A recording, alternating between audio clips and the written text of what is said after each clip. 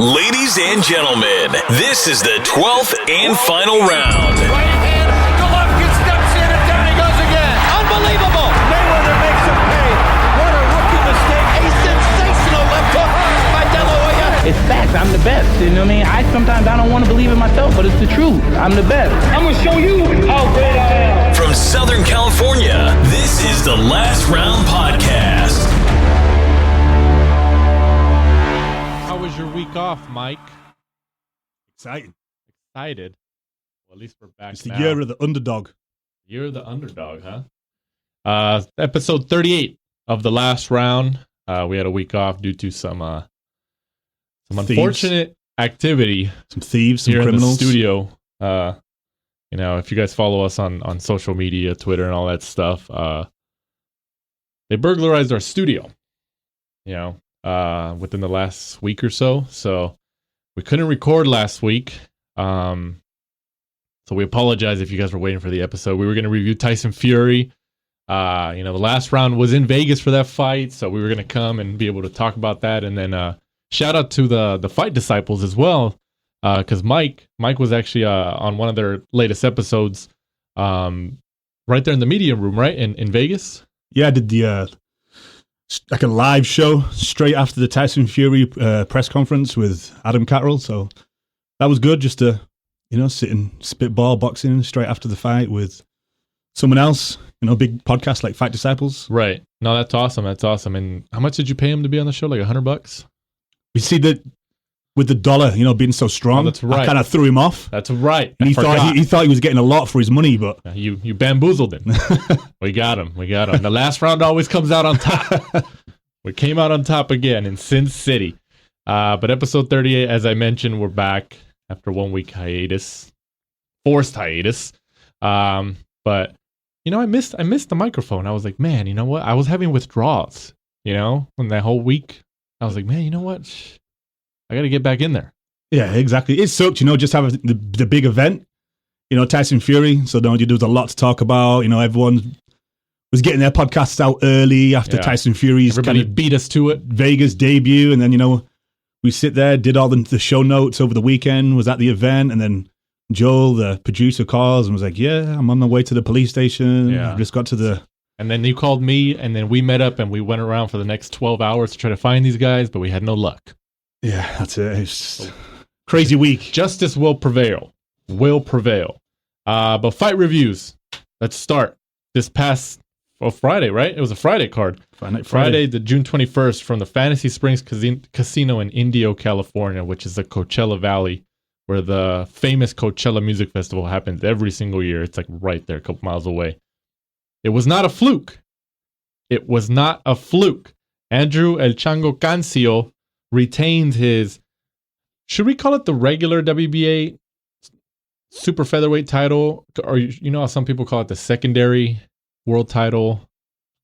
Or, you know what? Or let's just throw that away. Let's just call it retains a WBA super featherweight title. There you go. He's a local guy, so we'll give him the due, give him the he's respect. He's a Southern California guy. Let's give it to him. It wasn't a fluke. He KOs Alberto Machado in the third round with, you guessed it, another body shot to the liver. It was good, good to see, like I just kind of touched on when we opened up, was this really is the year of the underdog. Got Cancio won the first fight, Andy Ruiz, Cancio going in again, even though he won it the first time quite convincingly. I think everybody thought that, Machado just didn't make weight very well. He struggled that week, kind of didn't take Cancio maybe for, the challenger he was going to be. And then, Machado, said this time, he had a good camp. But he just can't handle the relentless body shots. Cancio just went in there and just went to work early on. You could see he just was going to do the same thing. Just work to the body. Machado couldn't keep him away with the jab, and Cancio just showed that it's the year of the underdog, and it wasn't a fluke. Do you think that after the first matchup, when Machado lost about the initial matchup, do you think that, because I think they were saying there was a rematch clause, that he had a rematch clause and all that stuff, but he lost, and they were saying he had a bad weight cut and all that stuff. So, there was, issues surrounding that. And then there was even talk, even before the official rematch was announced, that, he might just move up. He might just say, forget it. Like, he might move up to 135. and, at least help his body adapt to that weight? Or do you think do you think he wanted to be like, let's fight again. I can get my title back. Maybe that was a fluke. And he was convinced by all his people because he's trained by Freddie Roach. Mm-hmm. And do you think maybe he was kind of forced into, nobody's forced into doing any fights essentially, but like, I don't know, like it especially ending this fight with another body shot. It's like, come on, man. Like, I feel like, you know what? You should have just said, forget it and moved up. I think sometimes though, just when you're a fighter, you're in there by yourself. I think you need that confidence. So I think that, going into the fight, I'm sure that he was just like, I lost the first fight. It was a bad weight cut. That was the only reason. I'm the better fighter.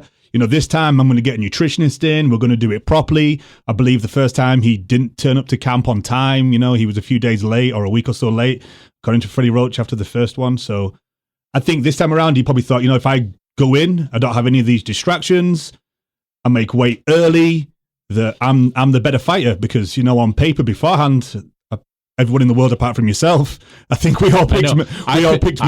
I picked Cancio, and look at me now, world. Look at me now. All right, I'm 2 for 2. So look at me now, world. We did it. We did it. Even going into this rematch, in the back of my mind, I was thinking to myself, I favor Machado. I think if he makes weight, takes it seriously, and obviously he lost his title the first time, so he knows that Cancio's now no joke. I thought he was actually going to win. I thought it was closer than the first time. When you picked Cancio the first time, I was kind of shocked, thinking to myself, really? He's not even a full-time boxer. Oh yeah, I picked him. Oh yeah. So in your face, boxing world. I did it. It's just crazy, because was it 2014? Jojo Diaz beats Cancio on the. Was it 14 or 16? Was it 16? I think it was 16. I thought it was it was on the Canelo Liam Smith undercard in Texas. That was 16. 16 is it? Okay, yeah, 2016. Canelo fought Amir Khan in 2015, and he fought Liam Smith after that. He didn't fight Liam Smith before Amir Khan, right? Okay. Yeah. So 2016, he gets beaten by Jojo Diaz, retires, comes back 18 months later, and then still beats Jojo Diaz to a world title. But think about it, man. It's the story behind it. Like even the commentators on the DAZN broadcast were even saying, like, the little clips they were showing in leading up to the event. The commentators, and it slips my mind who exactly it was, but they were mentioning that we thought it was Machado was going to take it easily, and we were more focused on Cancio's story than anything. Like, and we weren't, a lot of people weren't picking him, and we didn't expect him, especially when he got knocked down, like in the first or second round. But everybody, and on the DAZN broadcast was mentioning we were focused on his story because he had an interesting story that people can relate to. Like, he's still got a full-time job. He retired for almost 2 years on him because, he just didn't think he had it anymore. And then he came back. He said his kids motivated him to come back. And then look, he comes back and he wins a world title. And then he comes back in the rematch and he knocks the guy out again. For our UK fans who may not know, he works for the Southern California Gas Company full-time. Yeah. Using a jackhammer. So, he's breaking up concrete all day, ready for the people to go in to install the gas lines. So even when he won the world title back in February, he still went to work. He had the weekend off. He went to work today. Yeah, so it's kind of a crazy story. He says that you don't get benefits in boxing, and he's not earning life-changing money yet. So for all the benefits, healthcare and stuff like that, which isn't free in the US. That's smart, man. Like, you gotta give it to him. Like, he recognizes it. I mean, at least he's got kids, he's got a family, so he knows, like, look, and he's got, and like you mentioned, that gas company out here in Southern California, I mean, they're pretty prominent. They make a ton of money. You can make a pretty good living working there. So, he's got healthcare, insurance and stuff like that. And he's right, like, you're not making life-changing money, so he's got to do what he's got to do.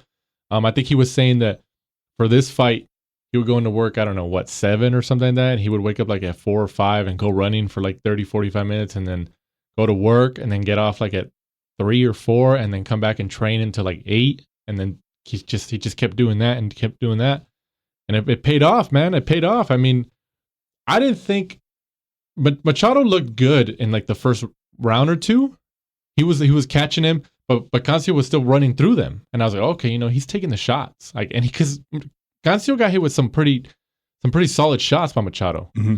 And I was like, okay, but he kept coming forward. But I think towards the second round, like the middle to the end of the second round, Cancio was catching Machado with some shots where I can see like, Machado felt that. Like you can see it in his face, like he kind of winced. And then in the third round, it's just that left hook to the body, like the liver area, and just bam, goes down again. Like he took a knee. Like it was kind of like the same thing. It was like deja vu. He just couldn't keep him off. Cancio was taking a few shots just to get in close, just so he could cover the distance, just to get in, just work that body. And then after that, like you say, you could see that he was wincing and kind of moving to the side, and he was lowering his arms to try and cover his torso. You could see the Cancio early on. I'm sure because he wasn't hiding in that well, that he was thriving off that. He could see like I've got him. This is mine. Yeah. And then only took 3 rounds this time. Yeah. And you could see Cancio coming into this fight. He'd got that. They always say that when you win the title, you improve like 20%, 25% because you've got that confidence. The world title. You believe in your own skills. Because going into the first fight, Cancio said that he, getting knocked down in the first round kind of motivated him, made him wake up, because he said that he was nervous going in. He couldn't keep his legs still. He was that nervous.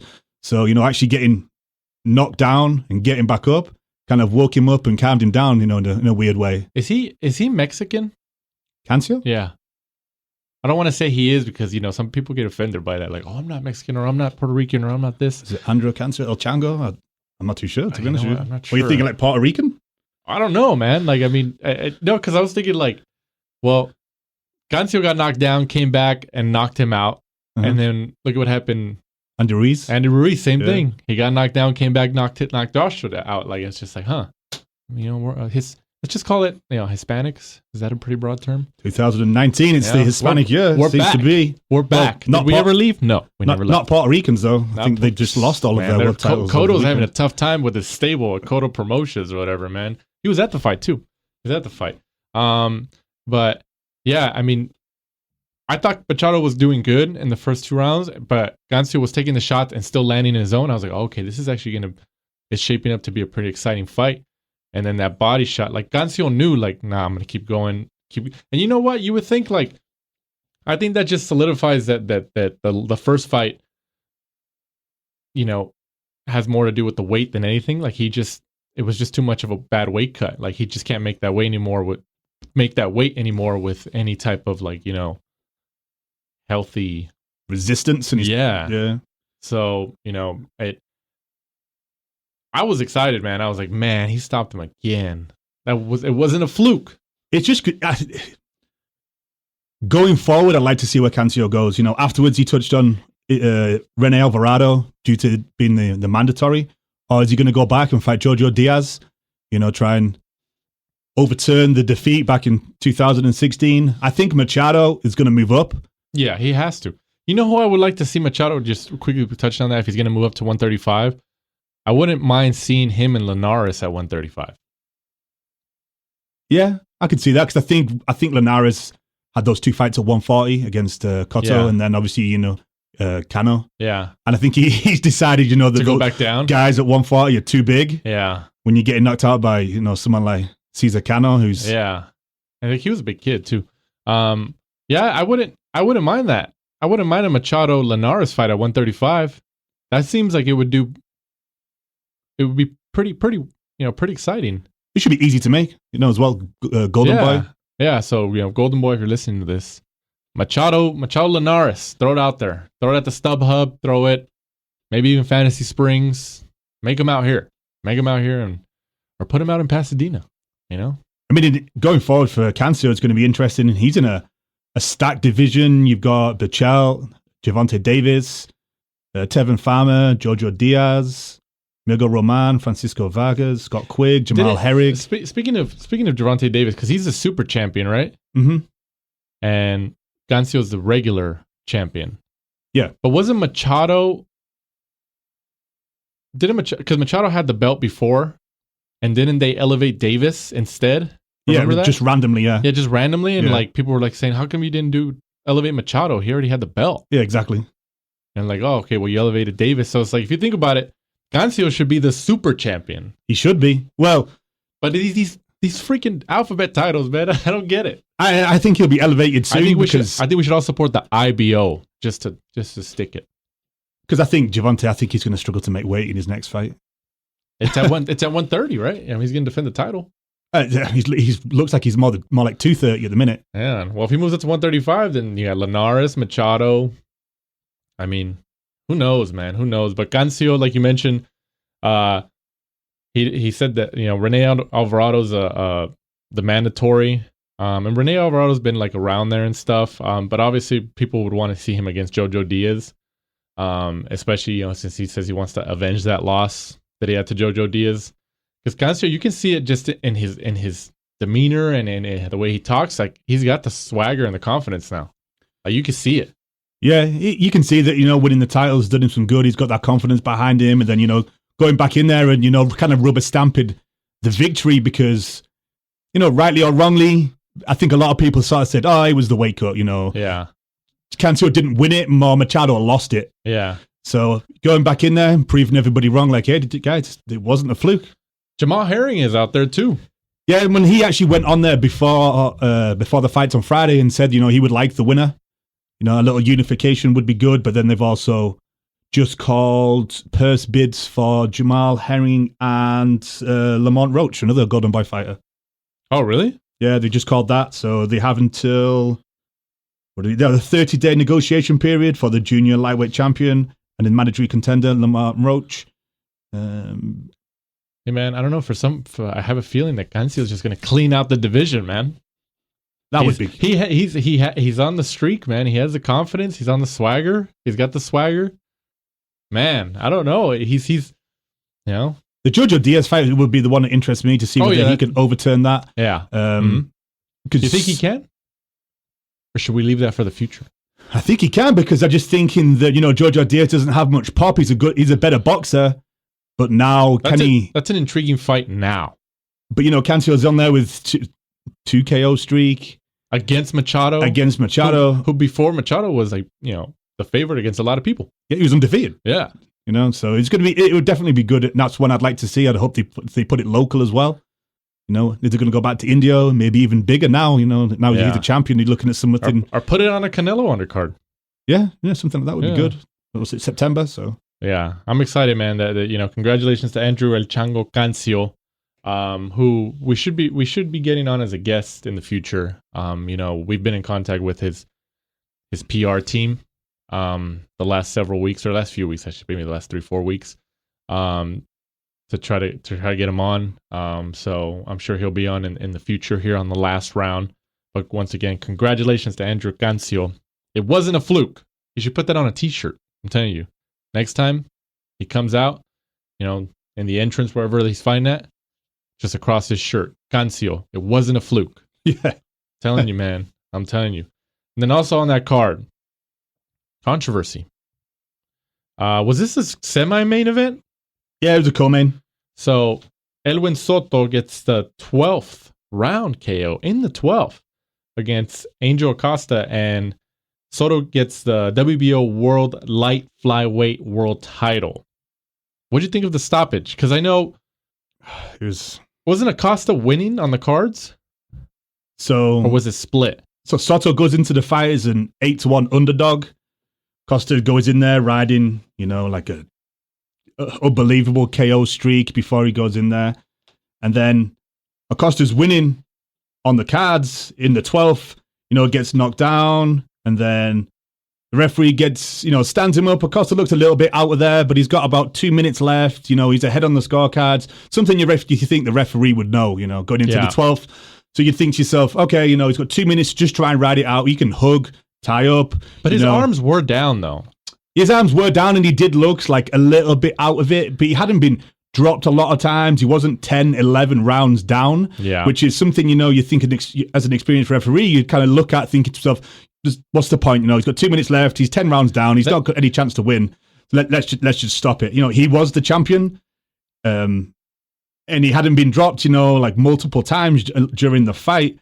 So it seemed a little bit early for me. We've got a few to discuss today, a different refereeing. This whole weekend, man. Yeah, it was kind of a crazy weekend for the referees. But me personally, I think that they should have let him carry on. Yeah. And then just to see if he gets dropped again immediately, maybe call it off. I think that's a tough I think that's a tough spot to be in because yes, they are trained referees, especially in the state of California, because essentially in the United States, the state of California is like the measuring stick for a lot of athletic commissions because we get the most fights out here. We obviously, not long ago, we had Ray Corona on, and he kind of told us about they go into, looking at the fighter's eyes, looking at the mannerisms. That's what I wanted to refer to is that, if our listeners who maybe you just jumped on board listening to us for the first time, we appreciate that. But if you go back in our episodes, like you said a couple episodes ago, we interviewed professional California commission referee Ray Corona, where he kind of dives in on how they're trained and stuff. It's a very, very insightful conversation we had with him. So, that's what I wanted to touch on. It's like, it's kind of like you have to make a decision in the moment. And like he said, like, they're trained to kind of look at they're trained by like actual physicians and in like the medical aspect to some degree where, to look at their eyes, like if they're red or maybe if they're rolling the back of their head, to kind of look at their body posture and stuff like that. I mean, think about it. Like, even if it crosses your mind for a split second,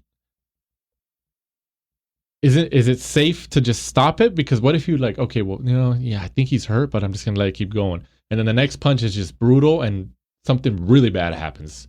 And they're like, oh, how come you didn't stop it if you noticed it? And then, like Ray Corona said that, the referee, he said that there was 1 or 2 times in his career where he regretted not stopping something when they threw in the towel. So it's moments like that, like what if, because the referee in that bout, I think was Thomas Taylor, right? Yep. And I think that's a very tough position to be in because he said I think they said that somebody had talked to him and he saw and his hands were down because his hands were down and he was getting hit. And then I think he said he looked at his eyes and he just wasn't there. I mean, if you let him keep going and then he got really, like it was a brutal knockout after that. And what if he goes like, God forbid, like in a coma or something, like, then what happens? Like they blame the referee. Yeah, that's one of the things, that's a hard spot to be in. Yeah, being, ringside or watching it on the TV, you don't get the view of the referee. Like you say, you don't get to look into his eyes. Are they all glazed over? Did he tell him, walk forward? And he didn't walk forward because he didn't understand what he was saying. Was he telling him, like put your hands up, stuff like that. So that's why sometimes, it'd be kind of good because Top Rank during the Tyson Fury fight last week had the referee cam again.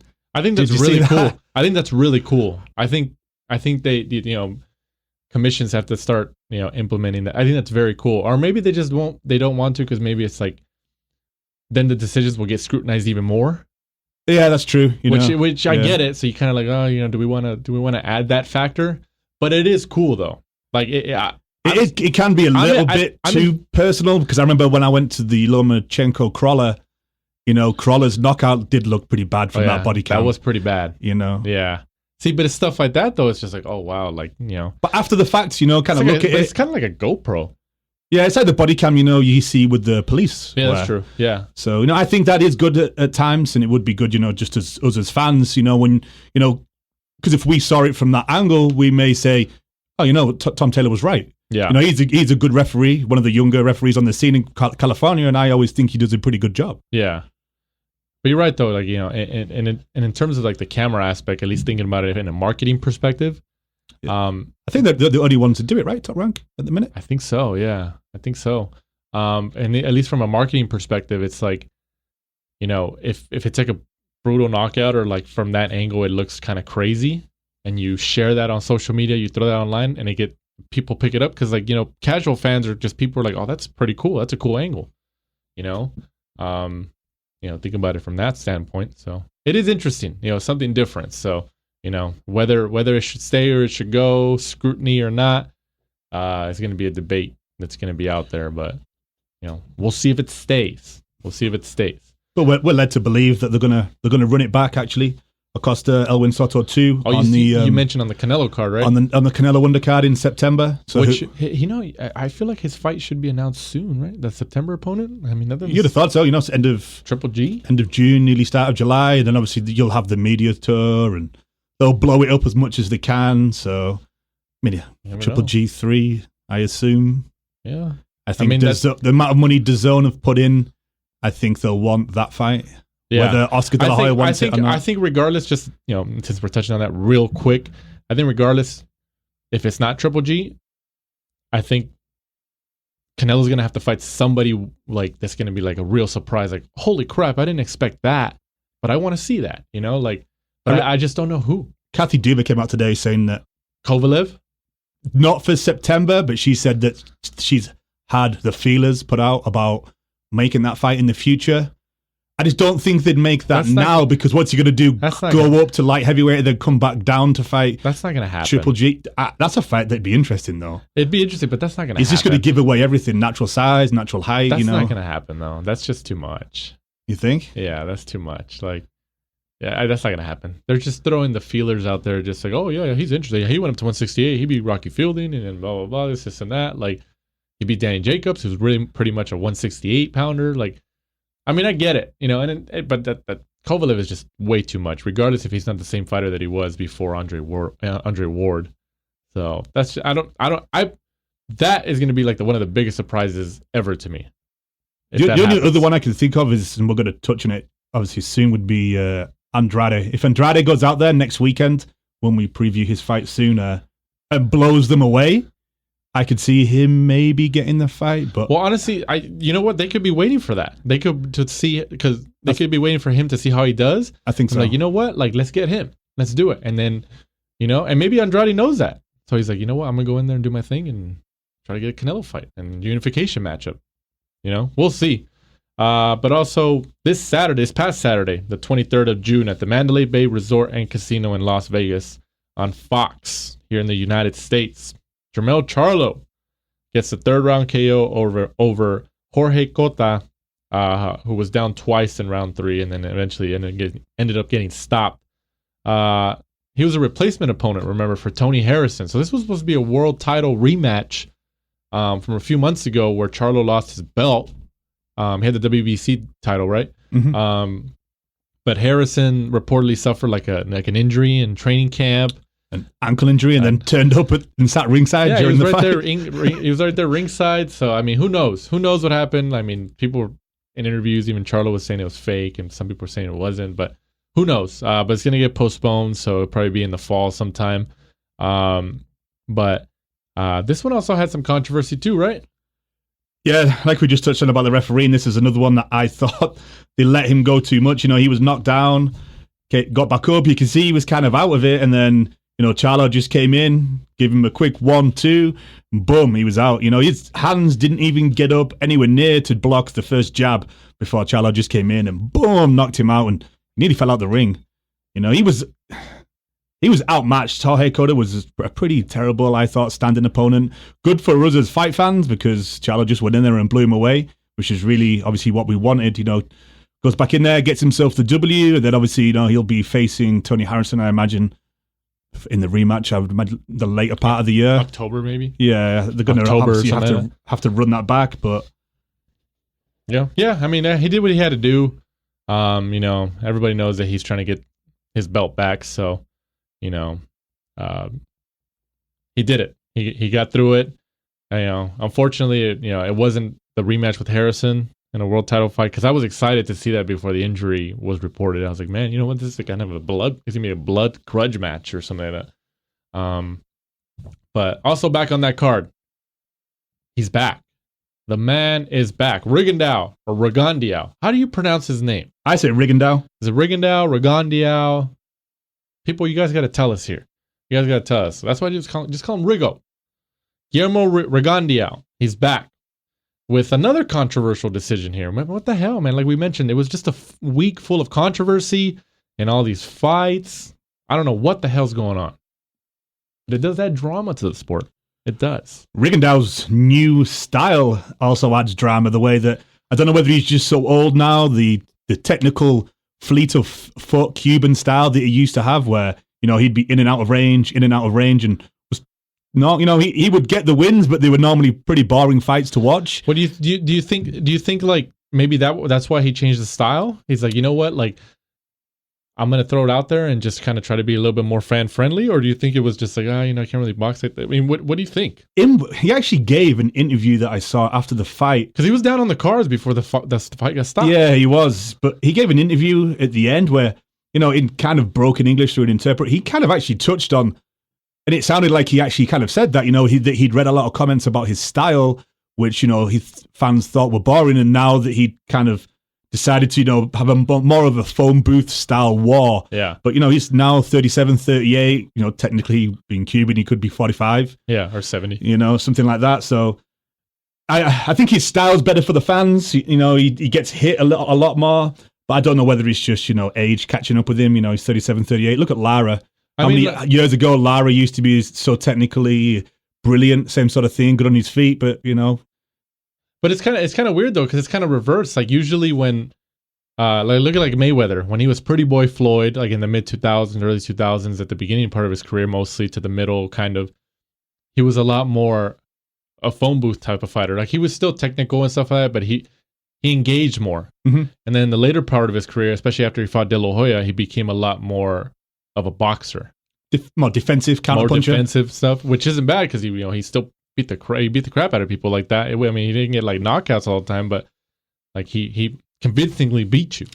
So, and now Rigondeaux, who had that style, like that defensive style, like you said, that Cuban style. Now it's reversed. He's like, nah, like now I'm gonna get in there and phone booth you. Yes, I don't know. With him not being great English speaker, it's kind of hard to get an interview and just kind of ask him. Is it just due to age that you don't have the feet anymore to get in and out of range, or is it just a change of style to be like, what, I've got maybe 1 or 2 years, I'm going to be more fan friendly. Hopefully that'll lead to bigger paydays because people are going to want to have me on their cards. Yeah, is that a change of style? Is that why? So I think only time will tell. But I think he's still the person in that division where if you get offered that fight, you kind of 9 times out of 10 you're going to say no. It's not a huge payday. And he's also still a really, really good fighter. No, you're right. And, it could be like that where, he's like, well, you know what? I'm not getting these big paydays, these big fighters because they know that, like, I'm pretty good, and like, yeah, people are talking about like, oh, he got exposed by Lomachenko and stuff. Man, that he moved up from 122 to 130 to fight Lomachenko. Like that fight was never going to be competitive. Well, beforehand, people said it though. Yeah, because they were both gold medalists. Yeah. But like he was moving up. He was the naturally smaller guy. It was funny though because going into the fight, I was a Lomachenko fan and still am. But before the fight, people were, Rigondeaux's going to school him. Lomachenko's overhyped. And then now in hindsight, everyone's like, he was never going to win that fight. he was moving up 2 weight categories. He was too small. And I'm thinking, dude, do you remember like an hour ago before the fight what everyone was saying? But looking back on it, Lomachenko got the W. And if they would have fought like at 126. More competitive. I would hope, or I would expect it to be more competitive, but he moved up from 122 to 130. Like, I don't know, whatever. That's in the past now. But like I mentioned, he gets a TKO in stoppage in round 8. He is now 19-1, and this was for a WBC world title eliminator bout. So he is now the mandatory. So he's in a prime position to get a title shot. Yeah, it was a good stoppage. Great left hook. He set it up perfectly. And like you mentioned, he was down on all the cards too. Yeah, so he needed it. And then I think now, he's probably got another year or 2 in him. But, he's an avoided fighter. So he's going to have to get himself into the mandatory positions, I think, to get any of the title shots at any of the belts. I don't think anyone's just going to really go in there and give him just give him the chance. Well, I think like you mentioned, that's an interesting point where maybe he knows, like, you know what, like, I don't have that much time left in the sport, so I'm just going to go out there and, try to give a fan-friendly style. And obviously, like, I wouldn't be surprised if he starts getting some pretty prominent opponents to want to step in the ring with him now because they see, okay, well, he was losing that fight on the cards, and, he was letting his hands go and he was getting hit. So now maybe these other big names aren't going to be that intimidated by him. Like, oh, okay, well, I guess he changed his style. Like, maybe I can get in there and actually have an easier time at getting the win. Yeah, he's got a pretty stacked division as well. You've got the champions at the minute, Navarrete, Ray Vargas, Daniel Roman. Obviously, he could fight somebody coming off a loss as well. Like, still a big name, I suppose, is Isaac Dogbe, TJ Doheny. Yeah. Even the Englishman who's just come back, Ryan Burnett. So, interesting fights, interesting division, and I think, it's going to be an interesting year for Rigondeaux. Got himself back into the win column, and I think we'll see him out again a few times this year. Try and get as many paydays as he can before, he eventually retires. Yeah, we'll see. But he's back. Let's see if he fights again. I think he'll fight again in the next maybe 4 or 5 months. Do you know which one I'd like to see? Brandon Figueroa. That'd be interesting. He throws a lot of punches. That'd be very interesting. I think that'd be a good fight. Yeah. Especially if Rigo's going to keep this style. Brandon Figueroa going up the rankings and Rigondeaux probably coming down the other way. It'd be great for his resume. You think Rigo is going to keep this new style that he's implemented? I don't know. Is it implemented or is it just the necessity of not having the legs anymore? Who knows? Only time will tell. Yeah. I hope he keeps it. It's just like, forget it. Let's just go in there and do my thing. But moving on. Fight previews this week, this Friday, the 28th, from the Pechanga Resort and Casino in Temecula, California, which isn't too far from our studio here. On ESPN, Richard Commey is going to defend his IBF World Lightweight title against Raymundo Beltran. I feel like Ray Beltran's always in there in the mix, always in some form or fashion gonna get some type of title shot. He's always there, man. He's always there. Top Rank have done good by him. Yeah. He's been getting some pretty decent matchups the last few years, and I'm sure he's made some pretty decent money. So. But Commey is defending his IBF World Lightweight title, as I mentioned. Comey's returning from a hand injury that he suffered back in February over his win over Isa Chaniev, where Commey actually won the IBF lightweight title. Beltran, as we know as boxing fans, is a former world title holder. Remember that story when he won the title. He got to stay in the United States. There was immigration stuff. How could we forget it? They must have rolled that story out 4 or 5 fights. Oh, he needs to win today to get his green card. I'm like, did you say this last time he fought? Yeah, they threw it out there. They pushed that narrative pretty hard. But now Cancio's the Cinderella story. So, Beltran's getting another title shot. I think Commey is just gonna be able to stop him. I think Beltran already had his moment. I think it's interesting to see that, in his last fight against Hiriki Okada, he moved up to 140. Said he was struggling to make 135. He had that unanimous decision loss to Jose Pedraza back in August of 2018. So I think it's interesting that he's actually gone back down to 135 for the Commey fight. And he's officially now with Freddie Roach as his trainer.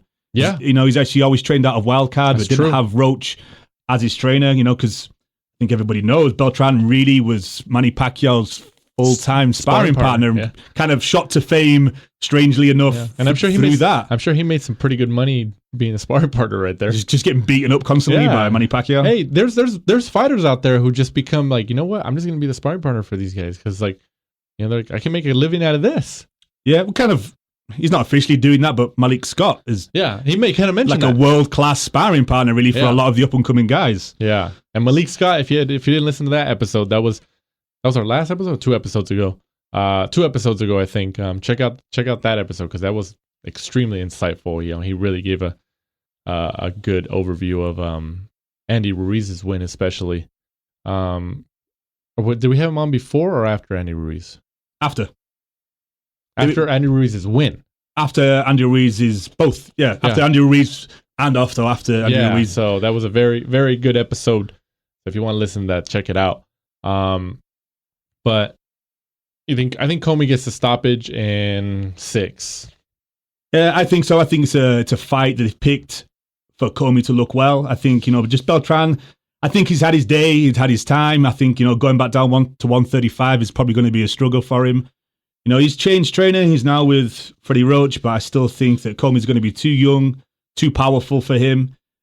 And I think it's, the winner of the fight is going to face the force, the face of Top Rank in Teofimo Lopez. So if Teofimo Lopez is actually fighting on July 19th against Nakatani, so the winner of that fight, which I imagine will be Teofimo Lopez, faces the winner of Richard Commey. I think it's so funny that Commey is the champion. This is a championship bout, and they're gonna promote it, on the fight day, of course. And the winner's gonna face Teofimo Lopez. Yeah, usually it's reversed. Yeah, give him his moment at least. Yeah. But hey, you got regardless of what you think of Top Rank, you got to give it to them because they figure out a way to like really do the slow build. Mm-hmm. Like look at what the Jeff Horn Manny Pacquiao one recent, like as more of a recent example. That was a plan that was always in place. There was a highly controversial decision down under in Australia with Horn and Pacquiao. Horn gets a WBO welterweight world title, and people are like, "What?" Then Horn gets like a bye fight in the middle in Australia where he defends it against who did he fight down there? He fought the dude from England. Forgetting his name now. It was actually there was a lot of people who showed up for that fight. I can picture him as well. Yeah, it'll come to us. But in terms of the slow build for what their plan is, they knew that Horn was always going to be fed to Terrence Crawford, because right after that fight, he out here in Vegas, Terrence Crawford beat him. So like that plan was always to get the belt to Terrence Crawford. That was always the plan. And then here with Commey, I mean, of course, Top Rank wants this belt to go to Teofimo Lopez. It's a plan, and it works for them, man. Like, you got to give it to them regardless of what people say. They're in-house boxing, like, and then Bob Arum giving all these interviews where like he says one thing one month and then the next month he says something totally different. Like, I mean, like they know how to promote. They know how to take a career as long as you can kind of do your thing. It works. I'm hoping their plan doesn't go astray. With 2019, like we've touched on several times, seems to be the year of the underdog. But I really, really want to see Teofimo Lopez and Vasyl Lomachenko around Easter. Man, I mean that's what they're aiming for. Commey wins. Do you think that happens though? I don't think so. I think they're saying that just to get people's hopes up, but they're not going to feed their two biggest names. Yeah, essentially, they're not. They're not going to put them against each other.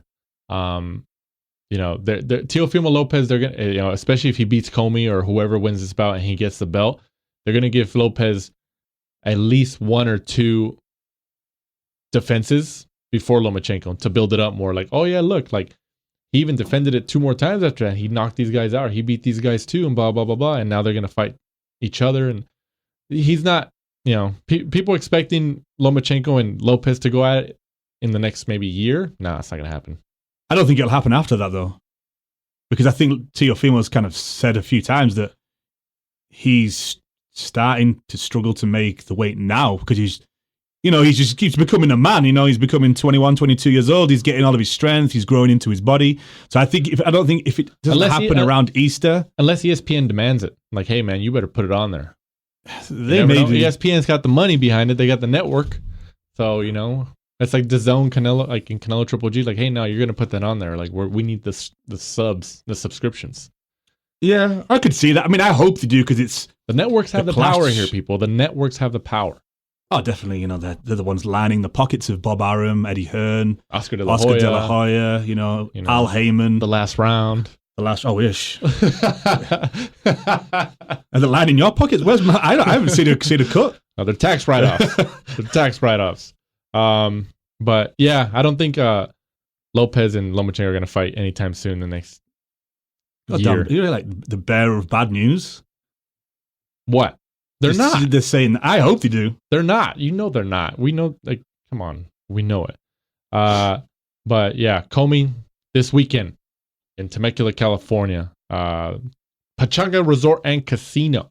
So that's on ESPN, right? Yep. On regular ESPN. Mm-hmm. No way. That should be cool. They should get a lot of eyeballs for that world title fight.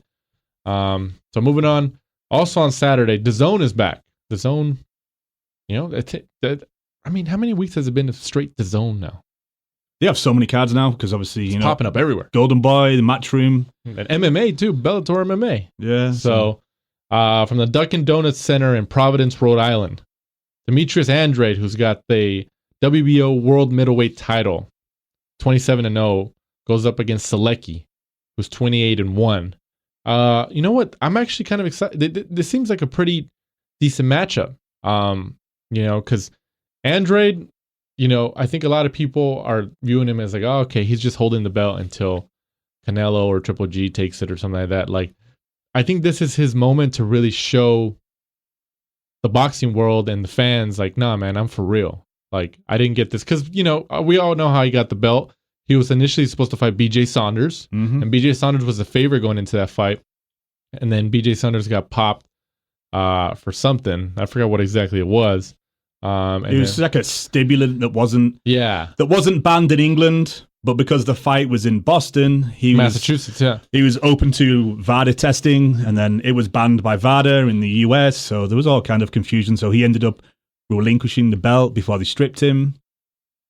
So Demetrius Andrade fought a replacement opponent and got the belt, and now he's had the WBO World Middleweight title, which is he has the only other major title, apart from the other ones that Canelo has. Canelo has all the other titles. Canelo has the IBF, WBA, WBC, and the IBO, I think too, right? I think he has a WBA gold, silver, and bronze as well. Yeah, and the pink and black, I think.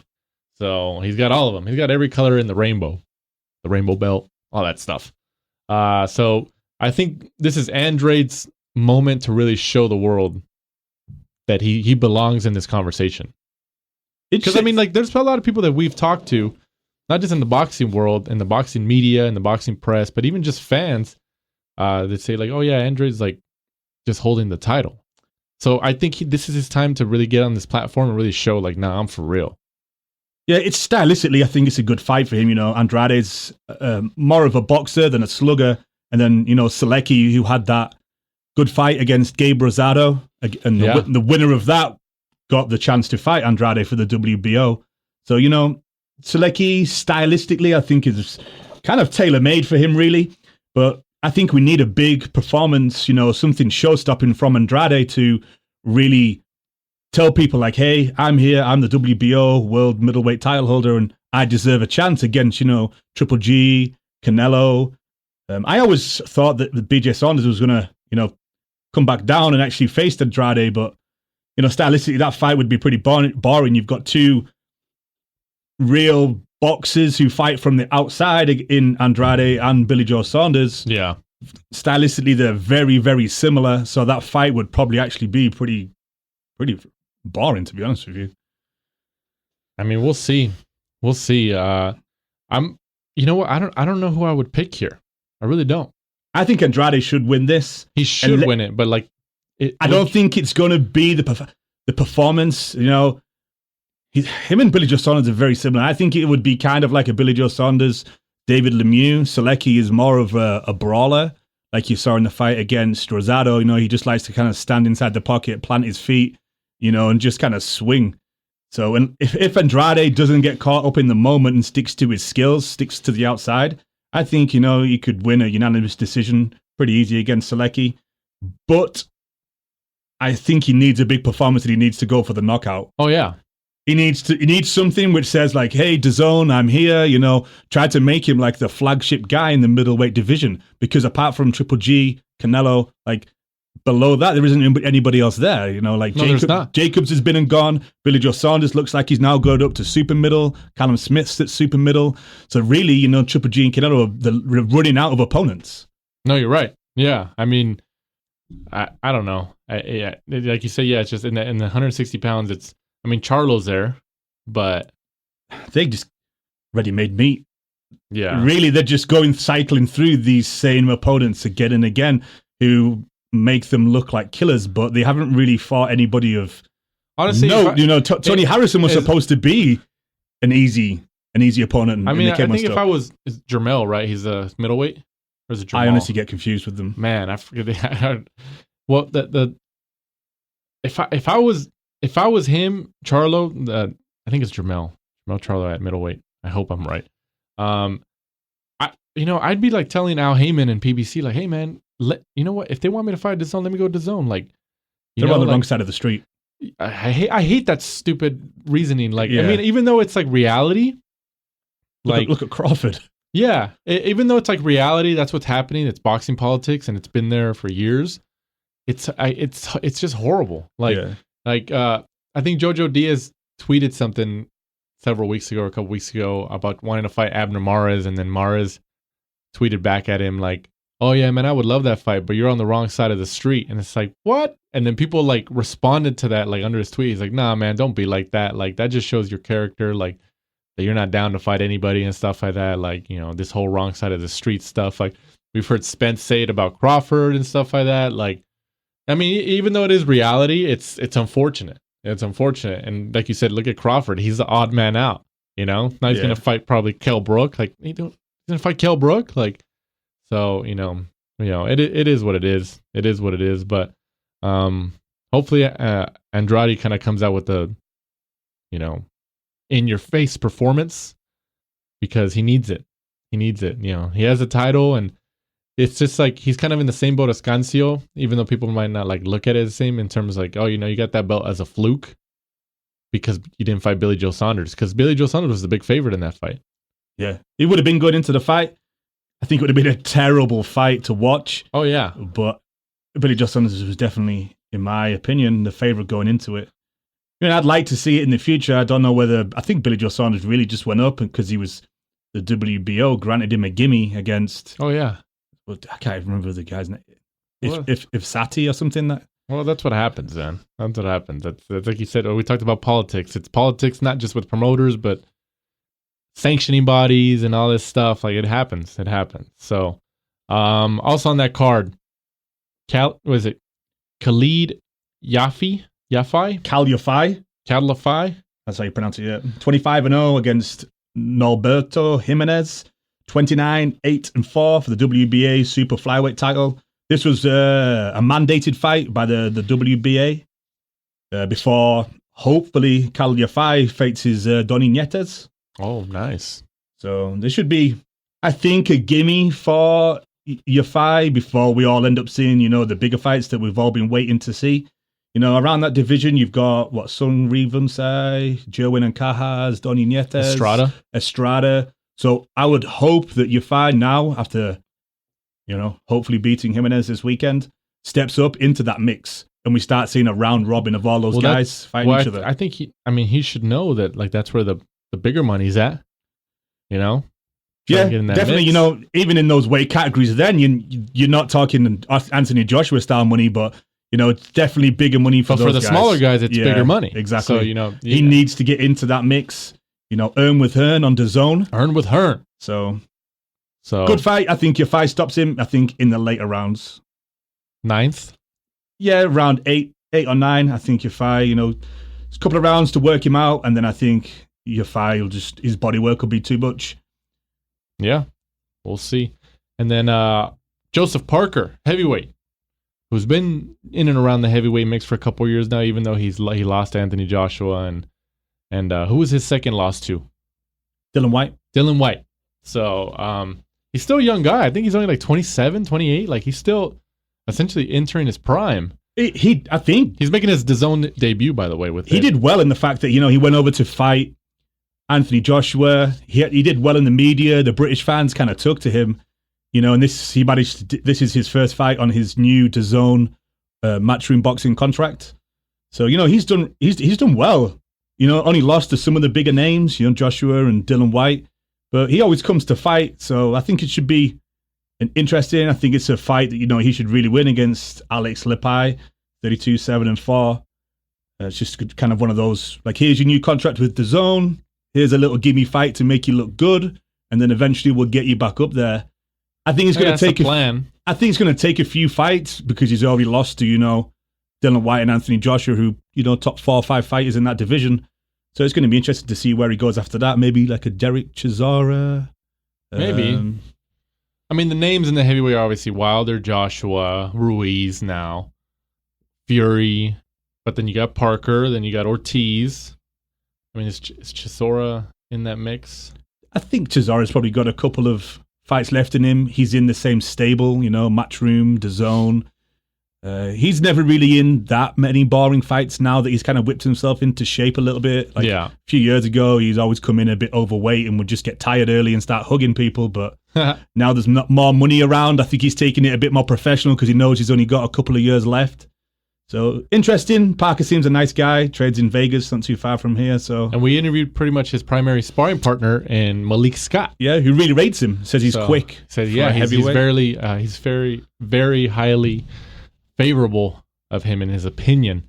So like I mentioned, if you want to hear about Joseph Parker, especially since he's fighting this weekend, if you want to hear a little bit insight into the work he's been getting in sparring and training, listen to one of our previous episodes with Malik Scott, because he's in camp, or he has been in camp. It's fight week now, but he has been in camp with him, prepping for this fight. So kind of gives you a better insight into how Joseph Parker's training camp has been going and everything. So, but like you're right though, it's his first fight on his contract with Matchroom Boxing and DAZN. He's still a young guy that they can do a lot with in the heavyweight division. So they're going to try to, build him up again and try to have him get back into like the prominent mix with like the Wilders, the Furies, the Joshuas, the Ruiz now and stuff like that. You never know. You know what I noticed too is that DAZN, and I get it because the rematch is going to be on DAZN against Anthony Joshua, but like they've been pushing out a lot of Andy Ruiz content on their channels. That's one thing I did like about DAZN is they're trying to be like an ESPN technically. They're not always crazily favorable and push, just their fighters. Sometimes you'll watch a fight and they'll be interviewing a top ranked fighter. Yeah. Well, I think that's great. That's awesome for the sport. They try to kind of be the middleman better than, you're watching a fight and some guy's losing, but the commentators are trying to push it down your throat that he's winning. Yeah. And you think to yourself, like, unless I'm blind, I don't know what the hell they're watching. Yeah. I think that's cool, though. So keep doing it, DAZN. Yeah, they're doing a good job. Keep doing that. And then closing out the show here, also this Saturday, 3 events, man, from Houston, Texas at the NRG Arena on Showtime USA. Jermell Charlo. Oh, here we go. It was on the script. Jermell Charlo is a middleweight. So now we know. I'm gonna have to write that down every single time. Jermell Charlo, 28-0, goes up against Brandon Adams for the interim. That's right, interim WBC middleweight world title. Brandon Adams was at one point earlier this year considered as an opponent for Triple G, but then that didn't happen, of course. But then he got the Charlo fight. What do you think about this fight? I mean, obviously the expectation is that Charlo should win, but the expectation was that his brother Jermell Charlo was to beat Tony Harrison, and look at what happened. It's the year of the underdogs. What's going on here? You know what? I'm kind of nervous here in terms of what's going on here. Like, it's happening, man. It's happening. The tide is turning. It seems to be. Andy Ruiz kind of has made everybody to kind of reconsider now after beating Joshua. I think Cancio made everybody reconsider because Cancio was the first prominent underdog win, wasn't he, of the year? He was probably the biggest one of the year. So and of course Ruiz overshadowed it because he's a heavyweight. It's a heavyweight matchup. New York, DAZN, Anthony Joshua debut. I get it, but Cancio was the first one, and then Harrison. And then even though Harrison wasn't as big of an underdog, but then Harrison gets it, and then Cancio again gets it, so that solidifies it. Elwin Soto, I guess, not a big dominant weight class category, but he was an 8-1 underdog as well going into that fight. It's happening, man. So I don't know. I'm going to be boring though. I think I'm going to stick with what Jermell Charlo, 28-0 against Brandon Adams, who won the Contender Series against Shane Mosley Jr. You know what? Forget it. I'm going Brandon Adams just to stick it to you. What? Knockout, unanimous decision. Decision, yeah. I think Charlo split decision. Split decision. I think Charlo by KO. I think towards the end of the fight, I think round 8, round 9 again. I just think Charlo will just be too much. I think he's too powerful, too quick, too big. Brandon Adams is in there. He kind of really got the step up. His career wasn't really going anywhere until he took on the Contender Series. Yeah. Got some of that exposure, beat people like Shane Mosley Jr., I think was it Josh Thompson and people like that were also in that series. And really, if we're being truthful, that's the only reason he really ended up getting this fight. Yeah. Apart from that, his career was kind of on the down. Yeah. So Charlo by late KO. Charlo late KO, and I'm going Adams by decision. So we'll see who wins next week, Mike. We'll see who wins. But once again, thank you for listening to us, whether you're listening to us on your car ride home, at home, maybe just have us on your Alexa, on one of your speakers or something, your Bluetooth speakers right there in your kitchen. Maybe you have us on at work, at your desk. Who knows? Wherever we're at, we appreciate it. Maybe we're on Mike's favorite place in the world, the toilet, and we're right there with you. So at work, getting paid. It doesn't matter. But once again, You can find us on Apple Podcasts, Spotify, Stitcher, Audio Boom, all your favorite podcasting platforms. And what's our social media, Mike? Throw it out there. Instagram and Twitter, both the same, at The Last Round 12. We're on there, most days, most weeks. We'll try and go to the fights. Any updates on there? We'll try and get a guest on next week. And hopefully everything should be back to normal in the recording studio. This may sound a little different this week, just because we're waiting for the computers and stuff to get delivered, hopefully on Thursday. So as long as no one breaks into the studio and burglarizes it this weekend. Nope, not doing it again. They're not. I'll have to get a guard dog. We got weapons this time. We got weapons. And when I say weapons, I mean our hands. We're back. Law and order. Law and order. But once again, episode 38, I'm Danny Z. For Michael Shepard, this is The Last Round. Thanks for supporting and listening to the show. Follow us at The Last Round 12 on social media. Rate, review, and subscribe. This is The Last Round Podcast.